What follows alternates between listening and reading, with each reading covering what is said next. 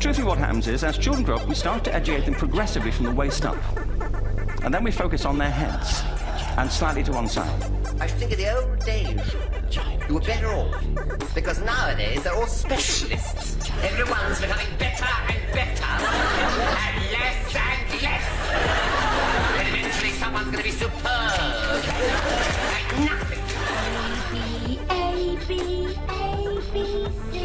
Our education system has mined our minds in the way that we strip mine the earth for a particular commodity. And for the future, it won't serve us. We have to rethink the fundamental principles on which we're educating our children. We're not here to tell everybody that they're wrong and we're right. We're not saying that we have all the answers, but we'd like to present a different way of looking at it.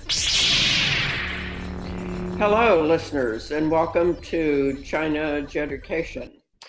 This is episode 35. My name is Emily Feistritzer, and I am the founder and CEO of the TeachNow Graduate School of Education, which is located in Washington, D.C. in the United States of America.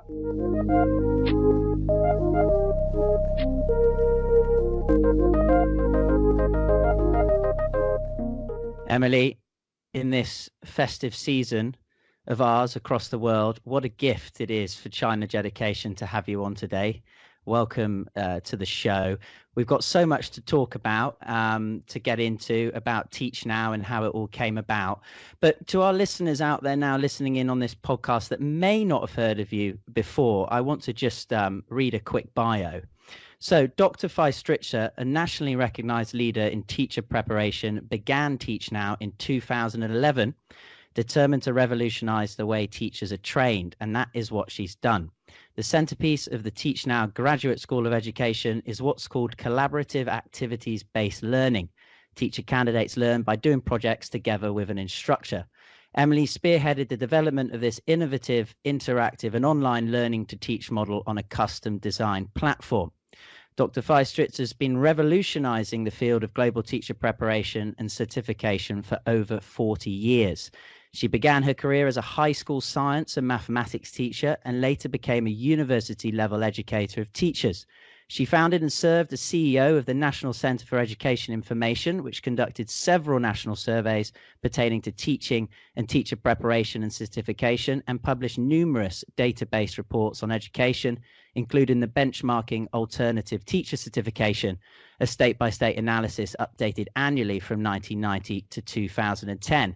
Emily also founded the National Center for Alternative Certification, which served as a clearinghouse for data and information about alternative routes to teacher certification.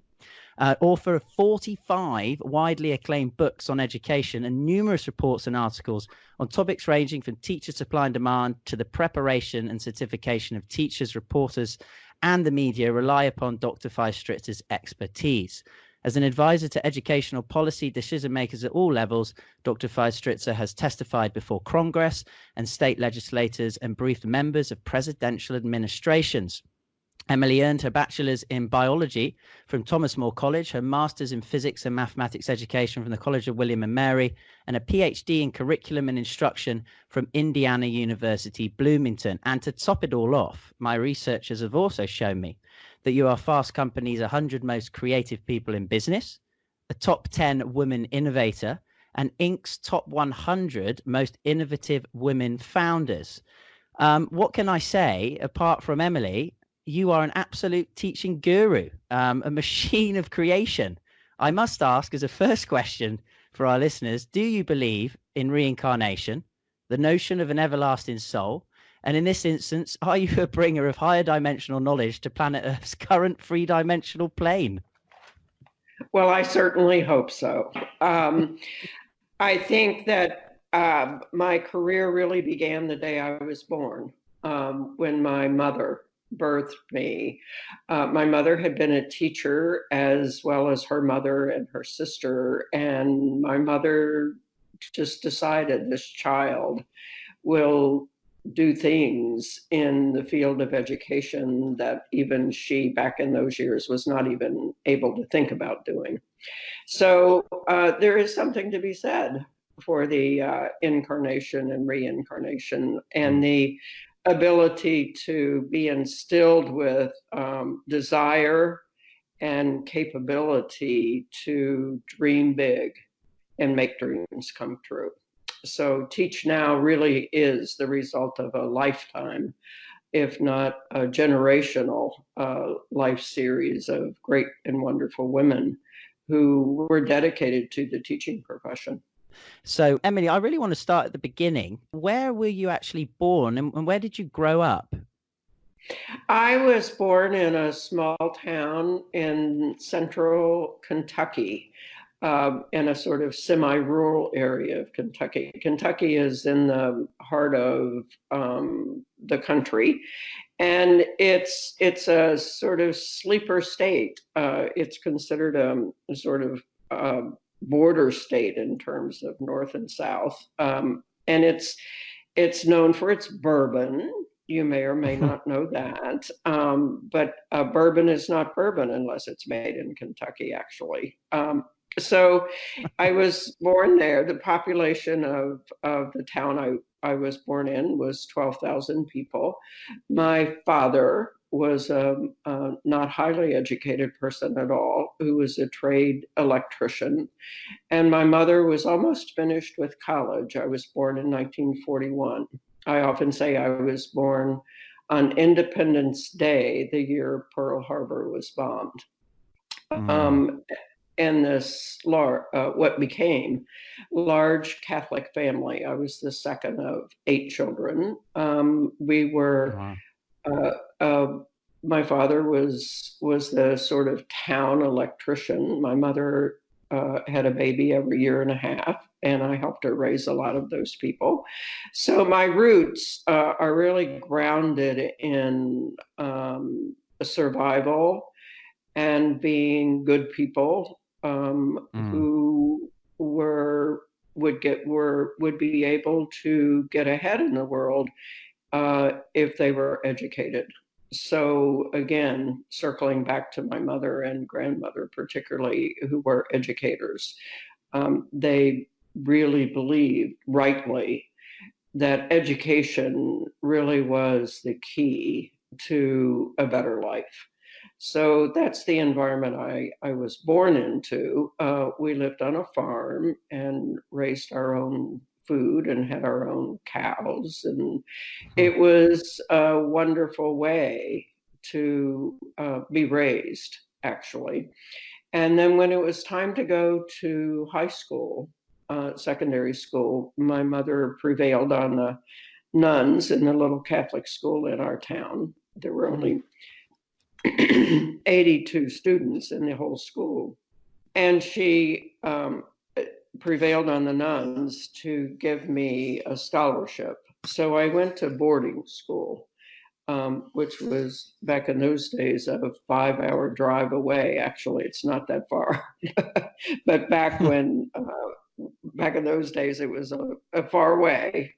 So I went to boarding school and got an excellent education in secondary school. And then from there, I decided to go into the convent, which was right across the road from the boarding school. And this was 1959. And for women in 1959, there were not a lot of opportunities. So I sort of at a very young age figured out that this getting a good education was a good idea. So going to the convent was a choice I made because I knew that the nuns didn't talk to each other. I was a Benedictine, and that's a semi-monastic order. So it was very quiet and peaceful. So I went into the convent mainly for that reason, to pursue my education, which was provided for free. And I got my bachelor's degree and my master's degree while I was a Catholic nun, and taught high school science and math for 8 years as a Catholic nun, and left at age 30 and decided to take on the world. So I created the National Center for Education Information, which I ran from 1979 until creating TeachNow in 2011. The National Center of Information. Is that still an entity, Emily? No, it was the National Center for Education Information, NCEI, we referred to it fondly as. No, it was created back in 1979. There were no PCs, there were no computers, there was definitely no internet. So I felt at that time that there needed to be a one-stop source of information about education. So I just dreamed it up and created it. It was a call-in service, and people could write in. There was no email back in those days, so people either called or wrote letters to ask for information. It was a subscription service, so people paid. Yeah.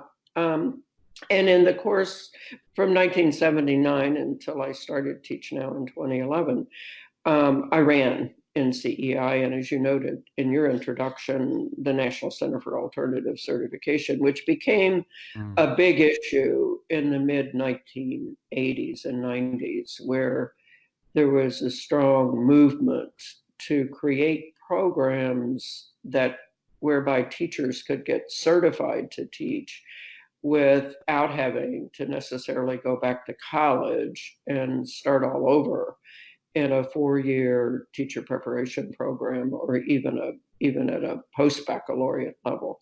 So the alternative teacher certification movement, we played a really big role in that because, as you noted, we tracked what each of the states was doing in terms of certifying teachers in the United States, which is one of the few countries in the world that requires that teachers be certified. Each state sets its own certification requirements. So it makes it very, very complicated. And we tracked and actually made available information about how people could get certified from state to state. So that whole era was very important in leading to actually the creation of the TeachNow teacher preparation program. Yeah, indeed. And it's just the way it is. I think you can't connect the dots as it's going on. But when you look back after many years, you certainly see, that was the reason that bloomed into my dream, and you made it a reality, and that led to the next step, and of course we have what we have today, this wonderful TeachNow program, which in itself is of course constantly evolving and developing. Now I want to flip back quickly because we'll talk more about that later. You were mentioning about the schools that you grew up in, secondary school and primary school. I want to know, is there a favorite teacher in there, Emily, that inspired you as a young lady? Anyone that pops out straight away that you could mention? Well, actually in primary school, this is a tiny school, 82 students. 82. And I think there were 3 nuns from the convent I eventually joined, who taught all those grades. And I'm sure most of your listeners think this is ancient history, but actually it was only, 70 years ago. But it was pretty primitive. And the head of the school was really a very, very strong woman and leader. And she was so good at identifying people in that school, in that tiny school, who had potential. And so she did play a big role in my sort of already established desire to do great and wonderful things. So it wasn't so much her teaching as her inspiration around dreaming big. So she played a big role. I mean, if you don't mind me asking, in the convent, in the teaching environment, do you call them, Mrs., or do you call them how do you, what do you call? Well, I was in Catholic schools for primary and secondary, and they were called sister, actually. Of course. Yeah. So, and they had saints' names, like, you know, let's say I don't even know what their real names were. So we all took a saint's name. Like when I was a nun and teaching, my name was Sister Ambrose. Wow. And Okay. and I got to choose the name. You could choose the name you wanted, and I chose Ambrose because he was a bishop in Italy somewhere, probably Rome, and he was chanted to be by the population of the little town to be the bishop, and so that's why I chose his name. And he was a saint. So in those days, in Catholic schools, people were called when there were nuns teaching, which was true in most Catholic schools. It was Sister whatever her name was. Mm. Right. And the sister that you mentioned earlier really kind of inspired you to dream big. What was her name? Sister? I don't even remember. I don't remember her name. When I went into secondary school, the sister that I remember most actually was not a biology or math or science teacher, which is what I became. She was Mm. actually the English teacher, and her name I remember was Petra, Sister Petra. Okay. Sister Yeah, Petra. she taught English and mythology, interestingly enough. So I really remember those mythology classes. Okay, well, Emily or Sister Ambrose, can we just? I've got this article in front of me that's just been placed, and it's from it's the Fast Company article. Its title is this: 78-year-old founder of teacher education startup, also named to top 100 entrepreneur list by Fast Company. It goes on and it says, TeachNow, which challenged the traditional teacher education model 8 years ago. And then it mentions here a 78-year-old former nun. I guess that kind of gives a wow factor, doesn't it, to any kind of article. How has TeachNow, in the essence of what you've created, challenged the traditional teacher education model? What do you mean by that?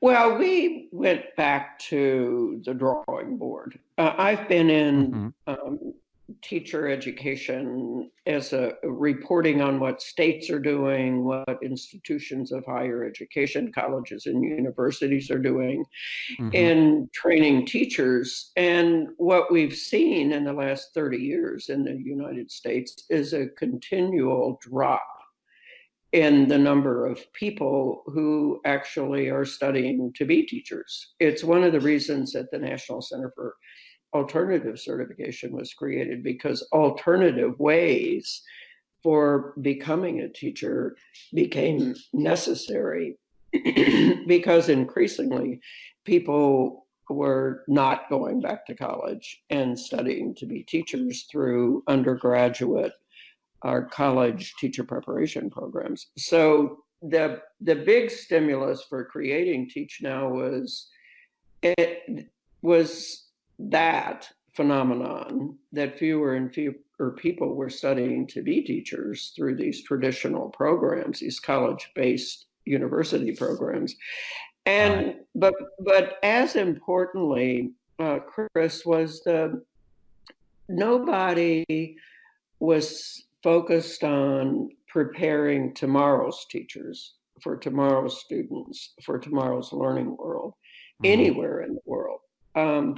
And I knew that because I am 78 years old, and I had devoted a half a century to this field. And it was so obvious that nobody was paying attention to how do we prepare tomorrow's students for tomorrow's learning world. I have an anecdotal story that played a really key role in all of this. I was visiting one of my many nieces. This was back in around 2011, and her daughter, which was my grandniece, had awakened from her nap she had been sleeping, and she came out and she's rubbing her eyes, and her mother, my niece, said, "Oh, Hazy, come over and meet Aunt Emily." I had never met her before. And she looked at me and proceeded to walk over. She was like 18 months old. She was a toddler.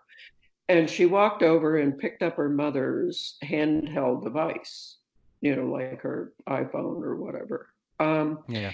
And went over and sat down in her little toddler chair, turned on the handheld device, and proceeded to open icons that she knew exactly what was behind each one of them. And I thought, how are we going to teach these kids?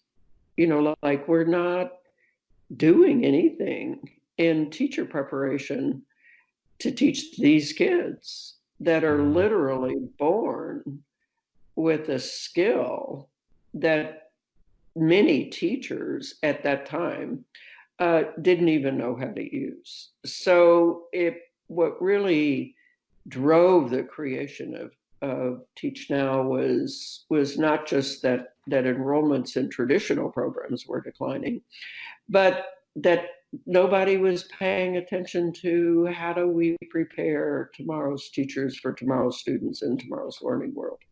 So that really was the impetus for creating TeachNow. And I was at a point I could have retired. I could have gone to Tuscany and written novels. I really didn't need to go back to the drawing board, but I wanted to. So I did. I got together a few smart people and said, let's just act like nothing exists. There's never been a teacher preparation program. So we weren't oriented to creating or fixing anything, because I had been in a field that people had been trying to fix for a very long time. So we just said nothing has ever existed. And if you were going to create the ideal program for preparing teachers in a digital age and forward that would never get old, what would that program look like? And TeachNow really is the result of asking that question. We knew that it had to be online. It had to be very technology based. It had to be digitally savvy. It had to be able to change on a dime so that it would never get old. You would be always able to switch out the resources, but you would have a platform. You would have a learning environment that would be based on what all the research had shown is the way teachers best learn how to teach. We've done surveys of teachers since the mid-1980s. The National Center for Education Information, which I founded and ran, had done, I think, 6 surveys from 1984 to 2010. And one of the questions we asked teachers was, what was most valuable to you as a teacher in gaining competence to teach, to becoming an effective teacher? And the numbers, and it was a drop-down menu, so they could choose education methods courses, they could choose the courses in the subject matter they were teaching, they could choose faculty, but the two things that teachers from 1984 to 2010, and other people actually have conducted the survey as well, and the numbers 1 and 2 reasons teachers themselves give for being most valuable in developing competence to teach were practicing it, the actual practice of teaching, and equally important, working with other teachers, colleagues. So that's what TeachNow is based on. That's why we call it activities-based collaborative learning to teach model, and it works. So the platform, the learning platform, as you know, Chris, because you went through it, is really designed around we deliver the program in cohorts of 10 to 15 people at a time. Below 10 gets a little too few, and over 15 is too many. So the cohorts, the groups, which are formed by our students' time availability. That's the only variable that determines when a cohort is formed and when it meets. So they meet together in a virtual class session every week for an hour. And during the rest of the week, they do activities related to whatever the content that's being covered at that time. Indeed. And so activities-based collaborative learning to teach is quite unique to TeachNow. Nobody else is doing it yet. Probably 5 years from now, everybody will be doing it because it really is the best way for teachers to learn to be effective teachers. Are you looking to further your career in education? TeachNow offers a convenient online teacher preparation and master's degree program completed anywhere in the world. Reach now for Teach Now. Ain't no time for defeat now. Teachers get off your seats now. Future generations need you now. Work with people all over the world in a collaborative, activity-based teaching environment. To learn more, visit teach-now.edu. Expertise that is really outside of the box. One person I learnt about through the Teach Now program, Emily, was Dr. Sugata Mitra's work on self-organizing learning environments, SOLs.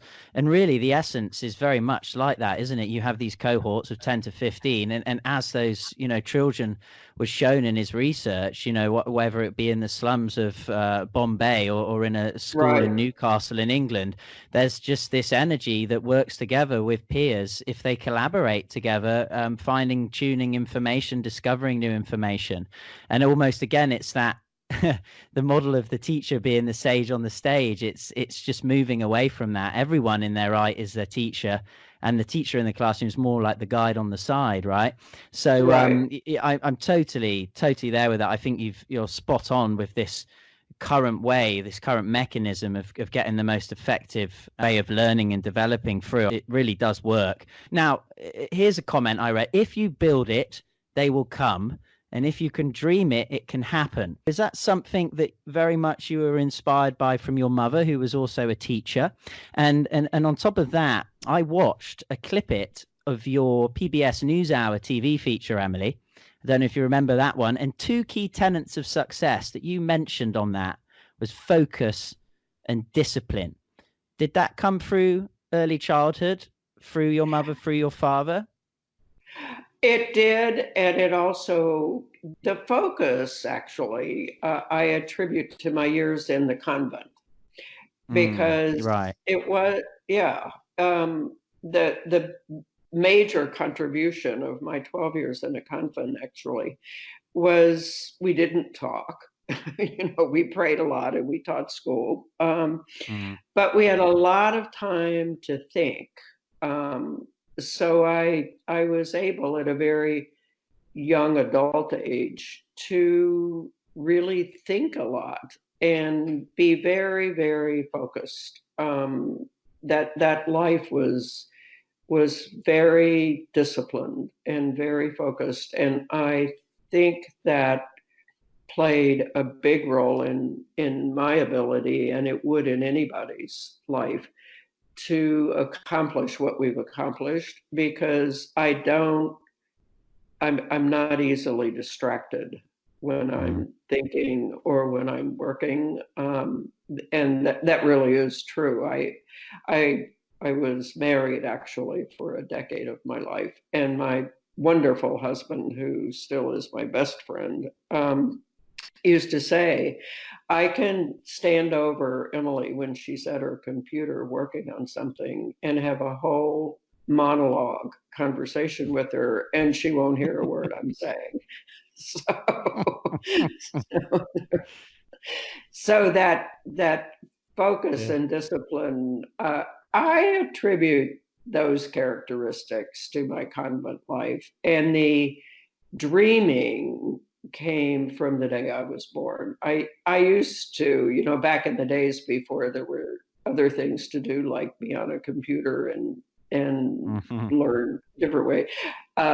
I grew up in, as I said earlier, in a rural community, and we used to lay in the field and look up at the sky, and clouds would move across the sky. And I used to make up whole stories about people and clouds and villages. And, so the dreaming big has always been an essential part of my being. Emily, two things I have to touch on there, and they're off topic, but the researchers will just have to be patient here because I think they're on topic. We're going back to when you had that white paper thinking about Teach Now and saying, let's not fix anything. Let's just look at starting a whole new system. You mentioned children and your niece, I believe, who picked up the phone and started using it. And one thing that came into my mind, because I've got four young boys, is that today's children, they're born and they're bored. And what I mean about that is, again, in the classroom, the traditional classroom, it's boring. It doesn't it doesn't shine light on the wonderful, colorful facets of a beautiful young human being and stretch them in the ways that maybe a new system, such as what the Teach Now is dipping into, can. And again, though, those two tenets of focus and discipline, I see it as a challenge bringing up children today, that although they're born and bored, they seem to have so much that they can get on with. There's so much at fingertip now in this digital information age. But with that comes a lack of focus and discipline. And I'll give you an example. Like, my son would start a game on his iPad when I allow him to go on it.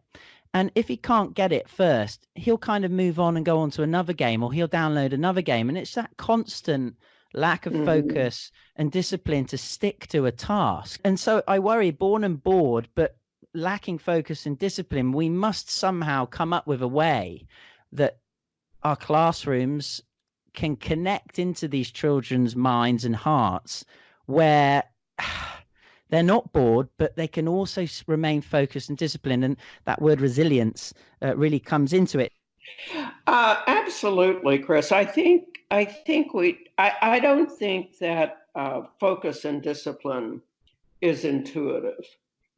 And so that's why I think schools will always exist, and there will be structured environments where people can learn to focus and be disciplined. Like your children are a perfect example. Left to their own devices, if they didn't have, parents who cared and knew how to teach a child to be focused and stick with problem solving, they would probably wind up being chimpanzees.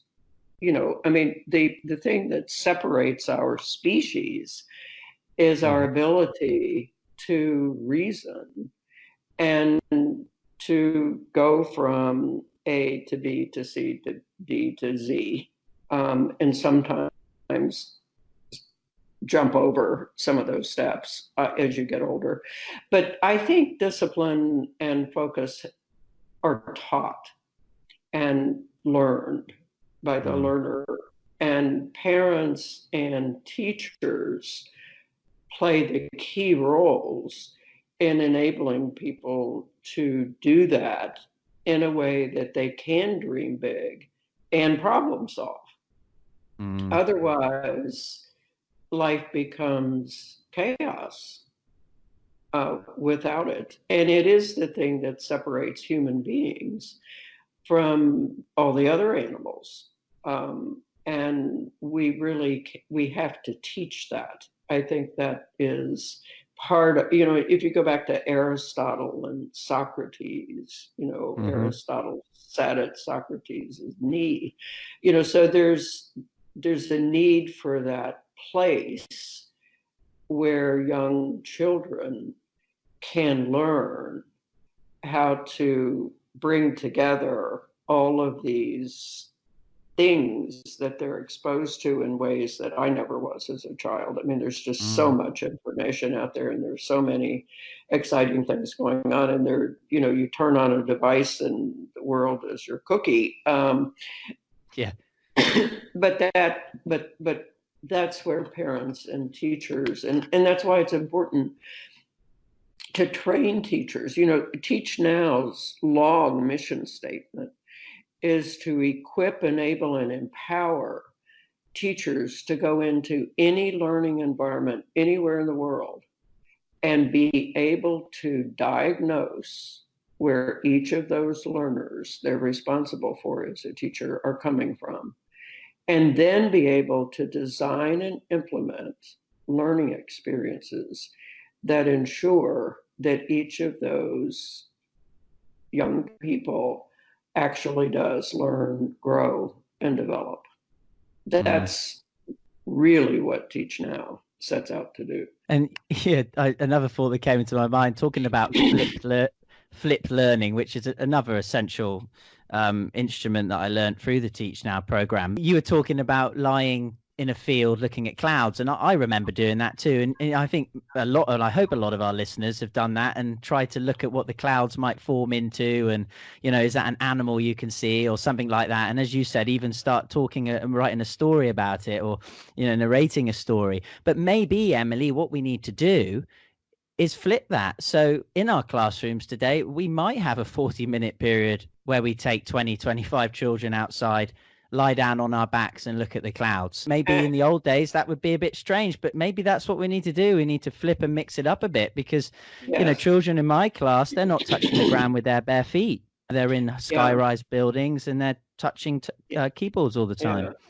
No, we have to provide spaces for children to think about nothing. What a wonderful opportunity. I think that's a great idea, Chris. Maybe we should make that an activity and TeachNow. Seriously, because that is what we need to be doing, is teaching, providing environments. Teaching is an interesting word in and of itself, but I like to think of teaching in a digital age as providing environments for young people to think, and problem solve, and putting them out on a field, looking up at a sky and telling a story out of clouds is a great activity.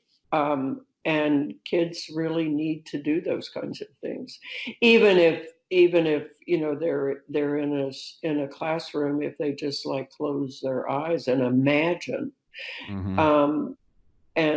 But those are the things that we need to teach children to be able to do, because knowledge acquisition is so easily come by.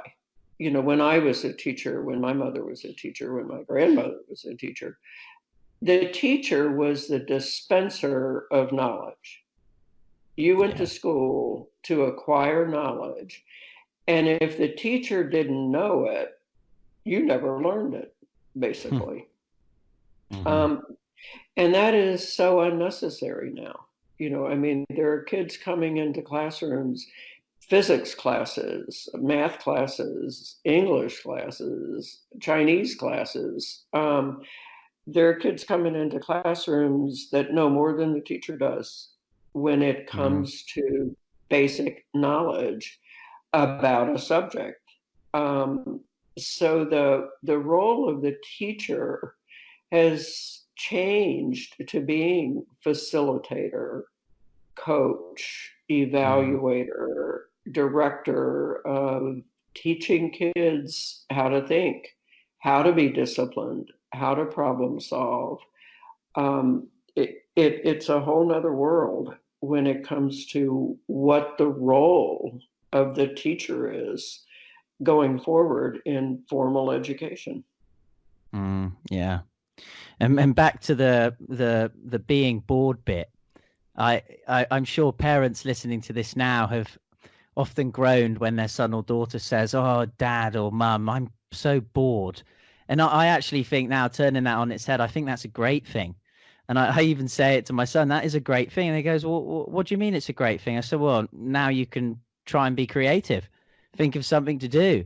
Go a little bit out of the box instead of having every sweet available to you at your fingertips. And you're just going to gobble and guzzle them down till you feel sick.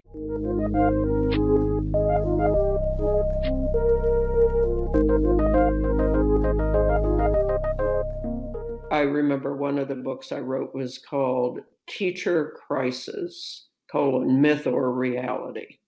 Because, and this was back in the 80s, I wrote a book called The Making of a Teacher, which is a report on teacher preparation and certification. And in both of those books, there was a lot of news media stories about teacher shortages, that we weren't going to have enough teachers and there are not enough people studying the right things, and inner cities need more teachers than the suburbs, and so on.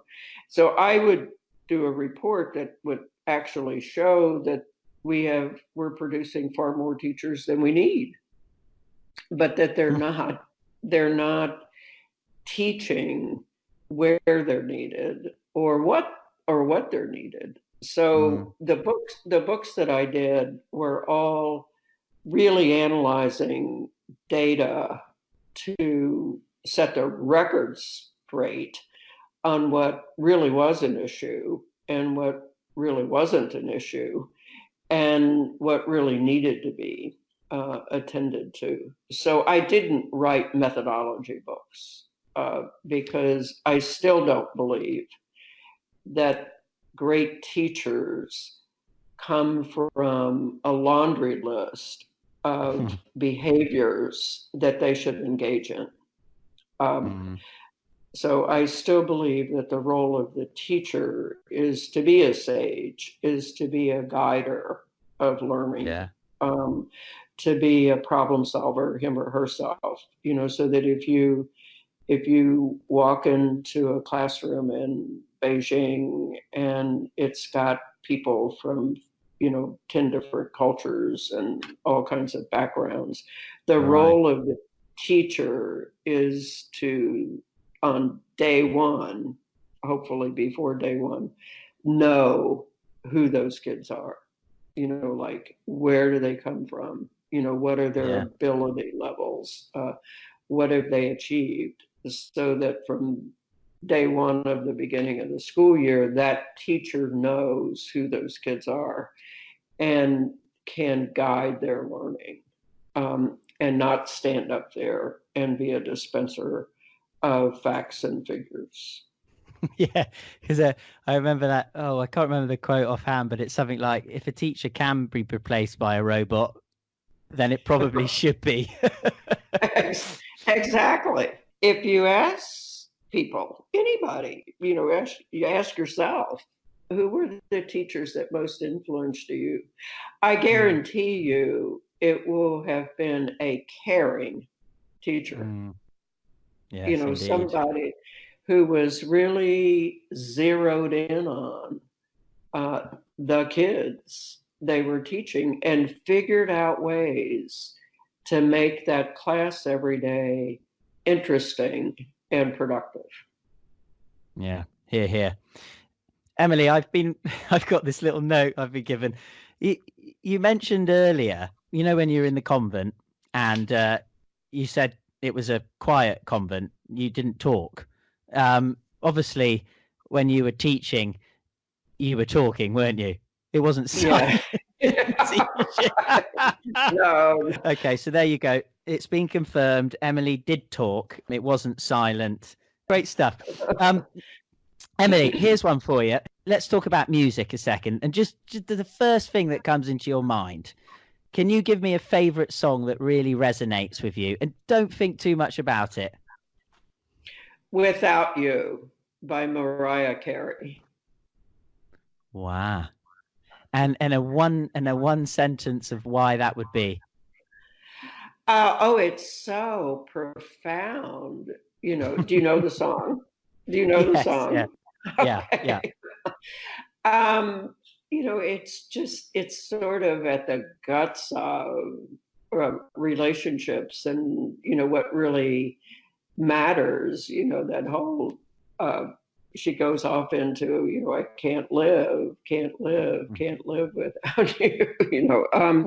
So it's so deep and real. And I think it's a song that doesn't even have to pertain to the breakup of a relationship. It's Right. just sort of the essence of what matters in our lives. So that's the one that. But I'm a real Neil Diamond fan, so there are lots There of you Neil Diamond. Holly Holy, I just love Holly. No, look, now you're starting. Now you're rolling them off. Come on. I asked you for one.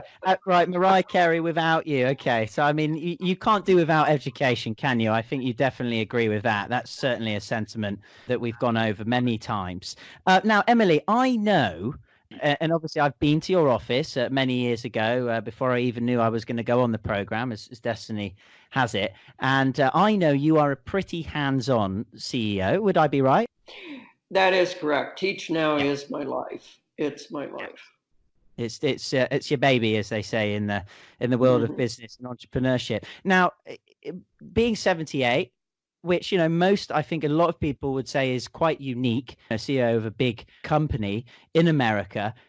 Do you get time to do things outside of work? I'm sure you do. And if you do, what are your favorite kind of non-work things where you can go a little bit off track with the to-do lists? I'm a walker and a dog lover. So I have 3 little dogs. And like as soon as we finish this interview, I'll go for like an hour-long walk with my dogs. I'm a reader. I'm reading Sapiens right now. I love to read. I love movies. I like to go to the movies.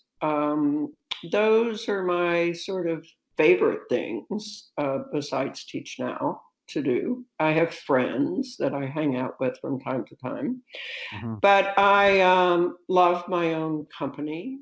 I like to be alone. I'm looking out my window in my beautiful home right now, which is very peaceful and quiet. So a thread of my life has always been to be somewhat contemplative. As I mentioned earlier, I learned that and learned it well. And so I like to be quiet and alone and think about nothing. I like to cook. I'm a good cook. So I have a passel of things that I do that make my life quite full. And I mean, when you go for your walks, Emily, with your 3 dogs, do you listen to podcasts? I'm sure you're an avid China Jedi listener, aren't you? Well, I'm going to be. If you're an English-speaking teacher from anywhere in the world and you have a bachelor's degree but need an official and accredited teaching license to get a job, get a visa to teach abroad, or most importantly to learn all those things you wish you knew before you stood in front of 30+ students, then reach now to Teach Now and secure a professional US District of Columbia license in as little as 9 months. Online in no time, low cost, high quality. Teach Now. Get in the game. Immediately receive a $100 discount off your tuition by signing up to the Teach Now program via the link www.teach-now.edu/China Jedi. May the smile be with you. So, Emily, Teach Now started in March 2013 with a mere 10 people in 8 countries. And as I alluded to earlier, has enrolled over 4,000 candidates in about 130 countries. Apparently, you say this growth is attributable almost exclusively to word of mouth, which, I'd say is always the best form of marketing. I really want to go now into how this actually, the Teach Now started. As an entrepreneur, you mentioned earlier you set up the National Centre for Education and Information, if I got that right. Then you moved on to create the National Centre for Alternative Certification. The next step would be the Teach Now seed started to be watered. I really want to get into this before 2013, how that came about. Okay, good. Yes, I was still running the National Center for Education Information and the National Center for Alternative Certification. And the latter, National Center for Alternative Certification, had an annual conference on alternative teacher certification. And a woman from New Schools Venture Fund, which is based in San Francisco, California, and it exists for the sole purpose of discovering entrepreneurs. And then they sort of find you, you don't find them. And this woman from from New Schools Venture Fund had come to one of our conferences. So in the summer of 2011, out of nowhere, she called me and said, "Emily, what are you thinking about doing?" Because I really was thinking about semi-retiring and writing novels, literally. In Tuscany. In Tuscany. That's exactly right. I had done international home exchanges, so I had friends in Tuscany. So she called and I said, well, I've been thinking about a teacher preparation program that needs to be created. So she came east, and on August the 9th of 2011, and sat at my dining room table, which I'm sitting at now. And I told her about my grand idea of creating a program that would focus on preparing tomorrow's teachers for tomorrow's students in tomorrow's learning world. And she probed that question further, and I talked about the fact that it needed to be digital and so on. And she went back to San Francisco and sent me a letter and asked me to write a one-pager.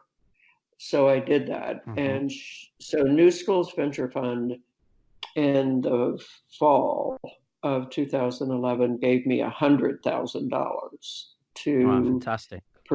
to pursue this dream. Actually, it really was just a wild dream.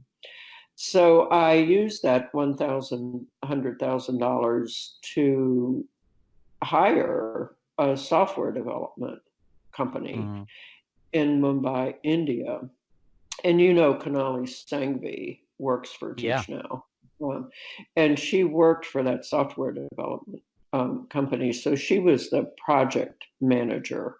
Okay. And we had WebEx meetings, and I would sit on the corner of my couch with these people in Mumbai, India, none of whom had I ever met, and just really talked about what this could look like. And Kunali, who is absolutely brilliant, fell in love with the idea. And at that time, she was based in Piscataway, New Jersey, because her husband is a software engineer vice president for Goldman Sachs. So they were based in New Jersey at the time. So she fell in love with TeachNow and the idea of it. And so we split the software development company, and I did. But the first $100,000 was used to contract with them. And then the following summer, I guess it was, they gave me another $150,000. So I went through that whole period of thinking that I needed to raise venture capital. But I really hated that process. It was just taking up a lot of time. It was like, why would you do that? So I actually did self-funded and bootstrapped it, as they say. And so that was the beginning. And I brought together 10 or 12 people who were content specialists in teacher preparation, and we created the curriculum. And Kunali, as you know, is still TeachNow's chief learning officer, and she's brilliant. And without her, I don't think it would have ever happened, because she's got that kind of brain that really is so necessary if you're building content and curriculum from scratch. So she's really given 99% of the credit for the learning design plan on which TeachNow is based. So Emily, that's really interesting. The first stage, getting the funding, and as you said, it takes a lot of time. I definitely understand that side of things. It's a huge challenge. On challenges though, how did it get though from that? Did you start your first office in the office that you're in today in DC, or is that the original office? No, I started TeachNow on my dining room table. What's funny is when you were talking about that, speaking to the people in Mumbai about the system, it's quite interesting that that really is the very first seeds of actually what the TeachNow system's all about, isn't it? When you have a cohort of people all around the world meeting, that really was the start of it. It was there in its essence when you started to put it together, right? Exactly. Yeah. Exactly. Yeah, I didn't build this the way a lot of startups do, which is go out and raise $3 million and hire 50 people. We really did start it with me sitting on the corner of my couch having WebEx meetings with these software developers who develop software in e-learning. So they were in the education space.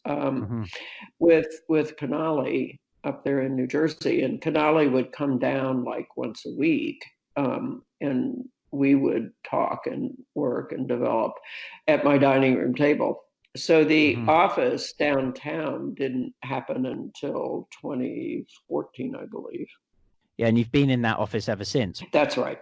So in terms of getting it from when you moved into the DC office to where it is now, where you've had over 4,000 people from around the world go through your teacher certification program, Emily, that's a big jump. And if I could ask you one challenge or one real huge challenge that you found and maybe still finding, I don't know, within that process to make that step, what would it be? Because obviously the challenge, first of all, was the actual infrastructure, the architecture of the technology that you've used to connect people around the world with this online system. But what also has been a big challenge in getting to that stage? Marketing. Marketing has been a big challenge because the market for TeachNow I knew existed. I knew that there was a great need for people to have an efficient, anywhere, anytime, highly qualified and credentialed program. So it really wasn't a challenge for me to build that. And it wasn't a challenge to make sure that we got the necessary approvals from state licensing offices and that we got national accreditation. As you know, we're accredited by the Distance Education Accrediting Commission. We're on the U.S. Department of Education's list of accredited institutions of higher education. So those things, without them, TeachNow would not be as successful as it is. But those were not the biggest challenges. The biggest challenge has been, how do you make this program known to the whole world?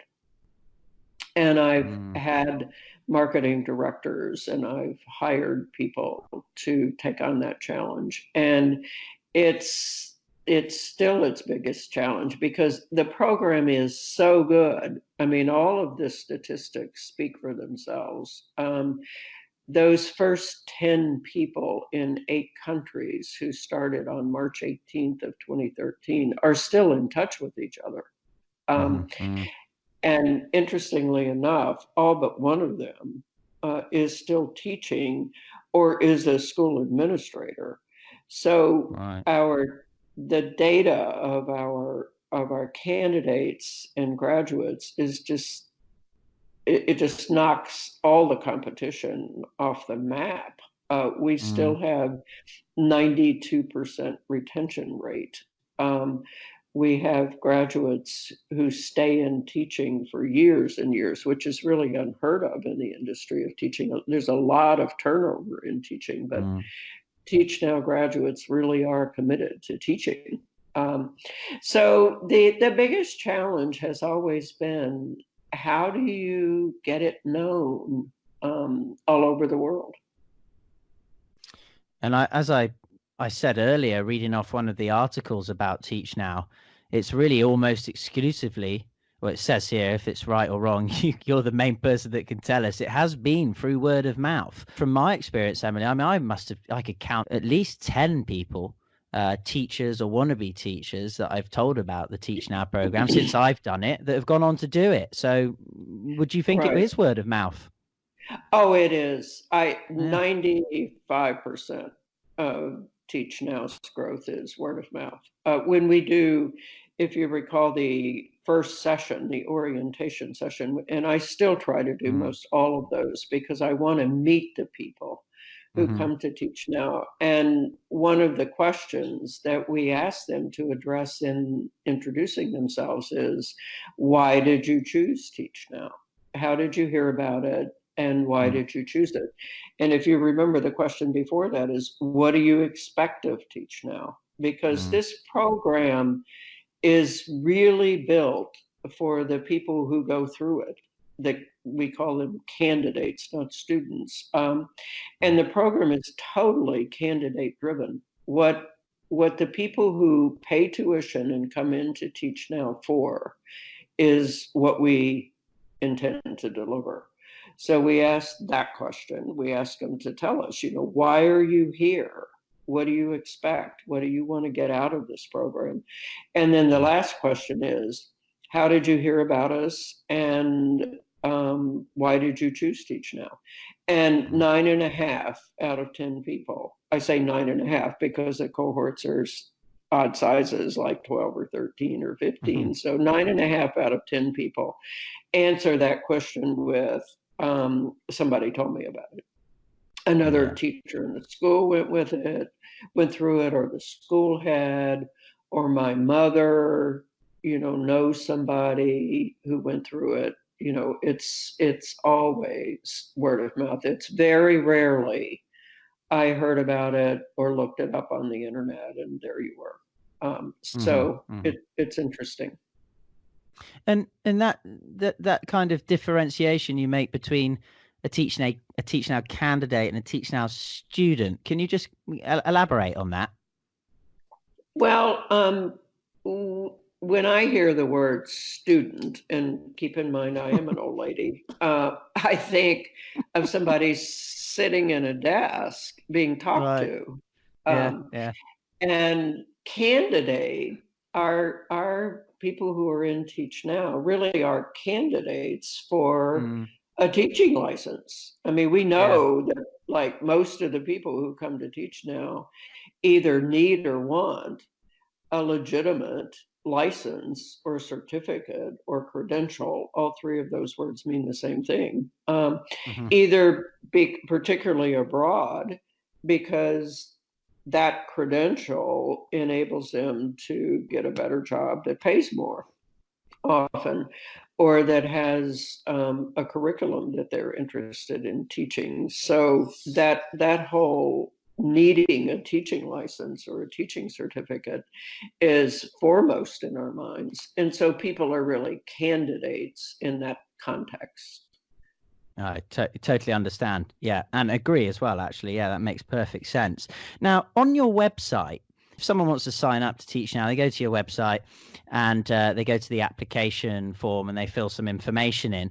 I noticed, and I wanted to give you a test on this because maybe you don't really know anymore. I don't know. It's grown so big. But there's a button at the bottom, where you'd say press enter or something to move to the next page. And it says, there's a button and it says make history. And that takes you to the registration or the sign up page. Do you know about that? Not really. Make history. It says make history. Well, this is it. You see, this is how proficient we are at really digging deep in China Jedi. We scroll through everything like meticulous detectives of truth. And when you press the go to make history, it goes to the bit where clearly, I guess what you're saying is you're making history by applying to become a candidate on the Teach Now program. But even if you didn't know it was there, it's saying a lot about what you've said earlier. And I mean, would you say that, yeah, we are the candidates and graduates making history in a sense, Emily, in the world of education?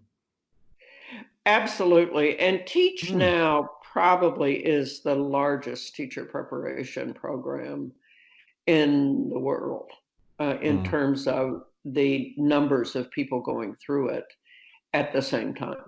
I know in the United States that there are a few institutions of higher education that have over 1,500 people enrolled at one time, but they're few and far between. On that note, what I really want to ask you is, being the big boss, the CEO, the creator, the founder of this program, Emily, is it's a lot easier to look after, let's use the analogy of a classroom, 5 children in a classroom than it is 4,000. And as you've grown substantially over the years, because, you know, you guys only started, 2014, right? Yeah. So in those few years, these 5-6 years, you've gone so fast in your growth. How are you managing this just burst of demand? And how are you, is it something that you're not worrying, but you're constantly conscious of when you're walking the 3 dogs, for example, how to keep a leash around this? Because, you know, you've seen it so many times in you know, you do business studies and that, and case studies of companies that have grown too big too fast, and they lose that essence of what was beautiful at the beginning, and other things come up around them and take the mantle. It really, Chris, has not been that hard to manage, because the delivery of Teach Now, first of all, the platform, the software is really solid, but the delivery of the program is around that cohort of candidates.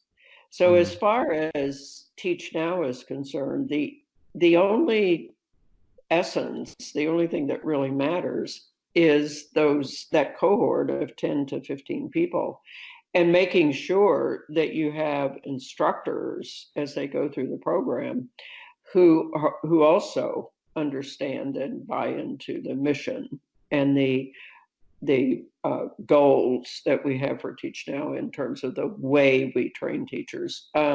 So all you really have to have is enough instructors who are trained and buy in to deliver, because the delivery is that group of 10 to 15 people. And so if you have one group of them, like we did in 2013, or you have 500 of them, the delivery doesn't change. And as far as the student, the candidate is concerned, nothing is different. They don't know that there are 300 cohorts going on. They just know the one they're in. So it's actually quite manageable. It's just what you have to do to keep it working well is you just keep reproducing it. But the unit is the delivery unit is what matters most. And the administration of that could be done by robots. I mean, a lot of what we do in Teach Now is automated. It doesn't require a whole lot of new people.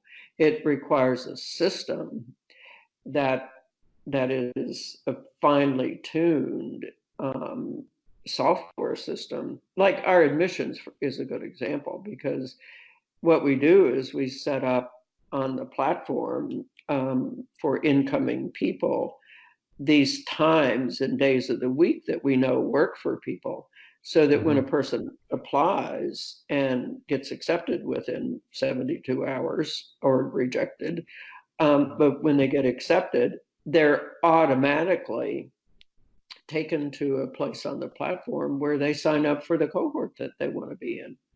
And the way cohorts are established in Teach Now is by time availability of the candidates who are coming into the program. So they choose, I want to meet at 8 a.m.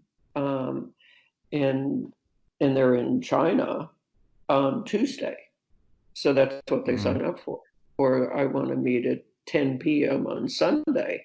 So that's, and we know where the applicants are.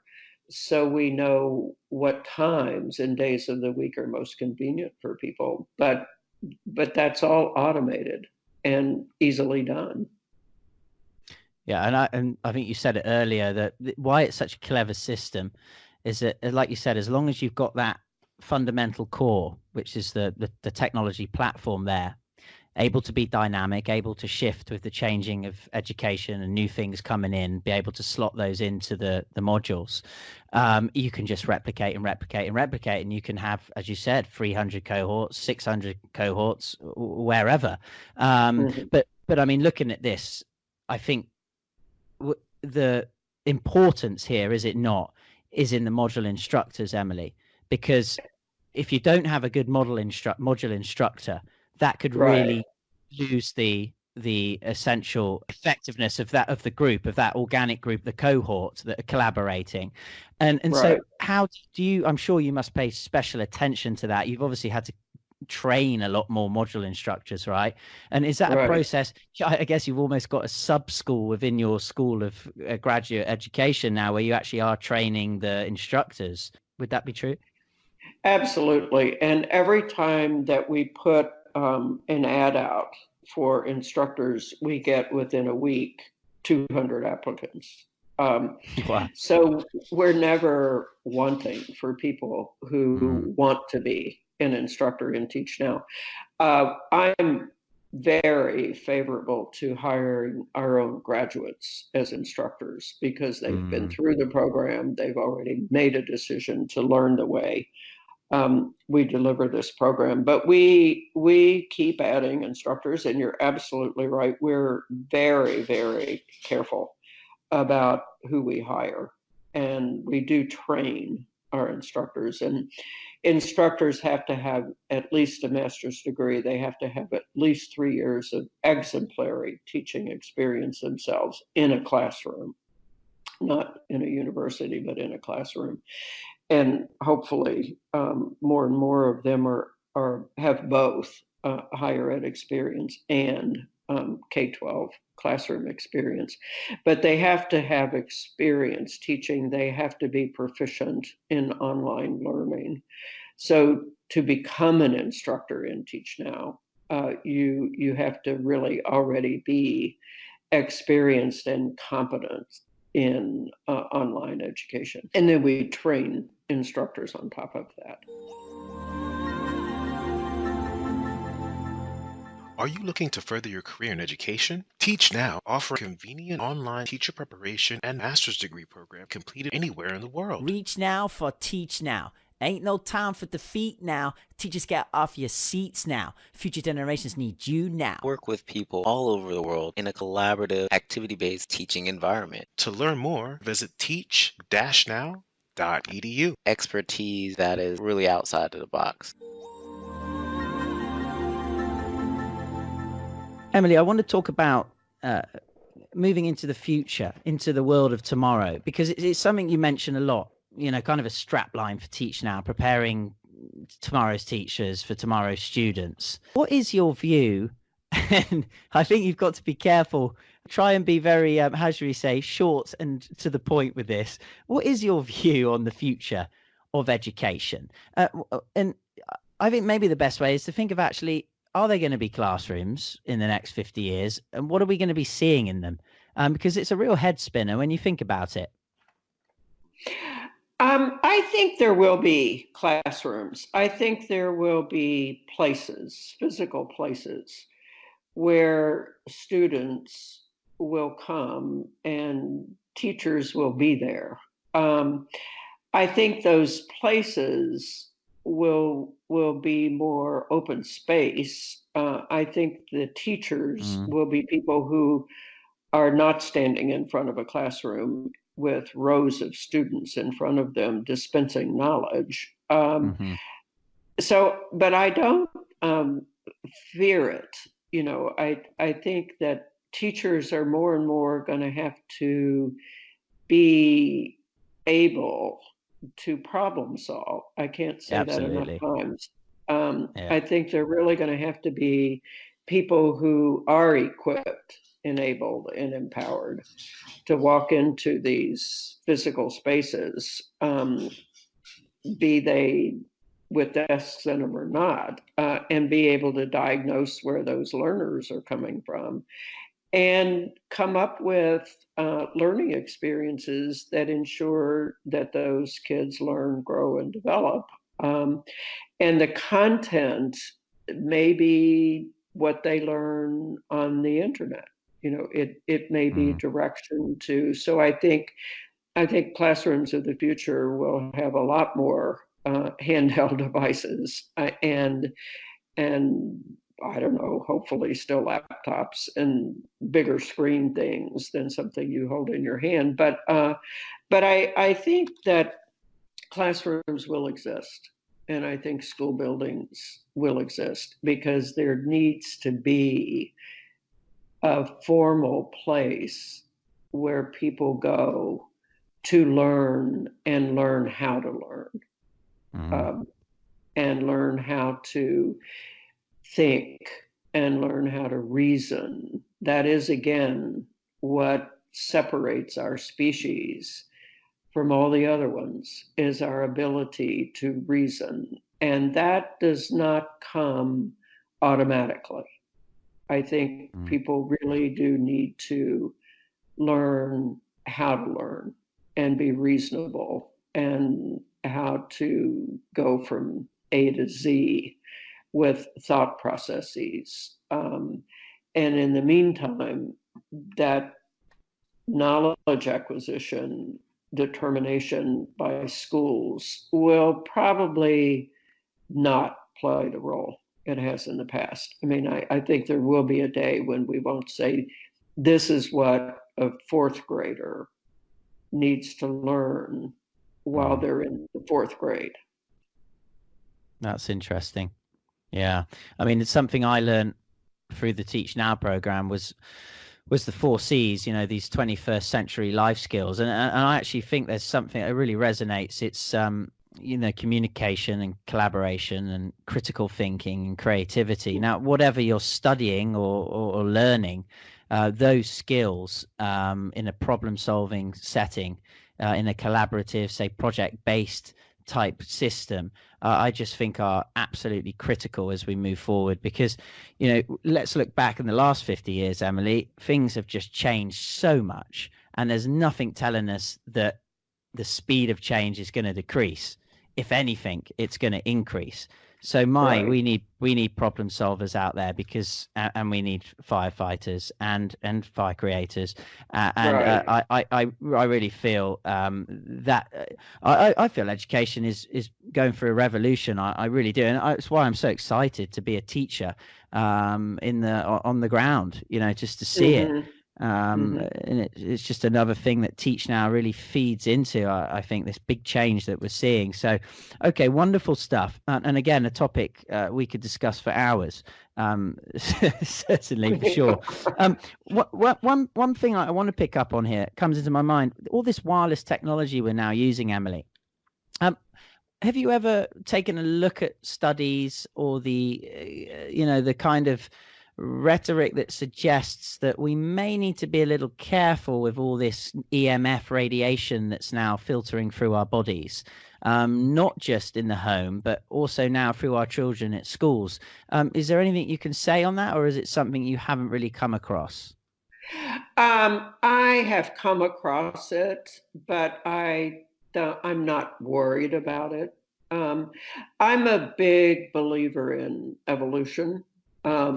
And I think that there are lots and lots and lots and lots and lots and lots of changes that I've seen in my 78 years. And things that my father, for example, was afraid of have already happened and come and gone, and we're all still here. So I think 50 years from now, I won't be here. You will be, probably. But whatever evolves will be the result of survival of the fittest. And that's the basic underpinning of evolutionary theory, is survival of the fittest. So I don't worry about it. I don't worry about it. Well, you definitely be a proponent then of the robot teacher in 2081, no longer human anymore. In you go, and it's Mr. Robot taking class today. Emily, where is Teach Now heading? In a previous pod, you alluded to a growing market in international schooling and Teach Now candidates now from outside of America. Is this where TN's heading, Teach Now, for this marketplace, or is it evolving into something else you may want to reveal? No, I think Teach Now has a long, long, long life ahead of it, because it was designed from day one to be flexible and ever changing. So I think its basic model of preparing and its basic mission and the vision was always to be ahead of the game, to be futuristic, to be thinking ahead in preparing tomorrow's teachers for tomorrow's students in tomorrow's learning world. So 50 years from now, that will still be the case. What it will look like will probably be very different than what it looks like today, but I think it will always be project activity-based collaborative learning to teach. Okay. And on a more personal level, where is Dr. Emily Feistritzer heading? Any sign of retirement? Multi-billion-dollar business? Why don't you go and enjoy yourself away from work? You say you're keeping an open mind. Where are you heading, Emily? Well, I don't like the word retirement, so I don't intend to ever. I don't know what that means. I have no intention of doing nothing. That doesn't appeal to me. I hope to, in whatever forms it takes, to continue being a visionary part of Teach Now for the rest of my life. I also intend to be an author. So I have a long-standing desire to be a writer. So I hope to. There are lots of people who can run Teach Now. So if I can be in the visionary role and the futuristic role of Teach Now and have some time to write, I will be a very happy person. Yeah, wonderful. Well, I think that would be a very good read. Something has got to come out in the next 10 years, I'm sure. So I look forward to receiving a signed copy. Maybe we can give one to one of our many listeners. Okay, wonderful stuff. Now, Emily, you are quite magnificent and unique in all that you've done. And I think I couldn't but finish this podcast with asking a 78-year-old CEO in America some tips, one tip or a few on how, you keep that zest for life, secret tips for longevity from Dr. Emily Feistritzer. Give us something gold. Dream big and don't believe in failure. The only thing failure is somebody gets disappointed, and sometimes it's you and sometimes it's somebody else, but that's all it is. So my admonition to everybody at every age is at least one time every day, dream something that you would like to see happen, and who knows where it'll take you. On a physical nature, on a physical plane, is there any amazing vitamin or special recipe that you like to put into your body every day? I don't know, the dogs, I don't know. What else could you possibly give us here that some of us could maybe go? Yeah, I'm physically, I have an annual physical, and every time I go, the doctor says you have the body of a 30-year-old. I attribute a lot of that to having spent my teens and 20s in a convent. in a boarding school where we grew our own vegetables and raised our own meat, and we did eat meat. And no bad things ever entered my body when I was a teenager or in my 20s, meaning alcohol or drugs or anything. So I'm gifted by virtue of my genetic makeup, but for what keeps me youthful and healthy is that I just only eat when I'm hungry, and I eat healthy things. I'm not a fanatic about exercise. I've tried many gyms, but I really hate them because I don't like to be in a gym with a lot of other older people. It makes me depressed. So I'm a dog walker, and I do yoga, and that's how I live my life. I'm very focused on healthy eating, and getting moderate exercise. And I like to be quiet and meditative. I know how to do that. And I think it comes in very handy in staying healthy and living a good, healthy, long life. So I'm grateful every day. Gratitude is important every single day of my life. I consciously remember how very, very grateful I am for who I am, for everything I've ever done in my life, for the people who have been in it. Gratitude is a really, really important thing for people to have. It doesn't matter how poor you are or how rich you are or how much education you've had or don't have. There is so much to be grateful for in everybody's life. And it really, I think, helps us get through it better, to remember the things that enable you to be who you are. If you're an English-speaking teacher from anywhere in the world and you have a bachelor's degree but need an official and accredited teaching license to get a job, get a visa to teach abroad, or most importantly to learn all those things you wish you knew before you stood in front of 30 plus students, then reach now to TeachNow and secure a professional US District of Columbia license in as little as 9 months. Online in no time, low cost, high quality. TeachNow. Get in the game. Immediately receive a $100 discount off your tuition by signing up to the TeachNow program via the link www.teach-now.edu/China Jedi. May the smile be with you.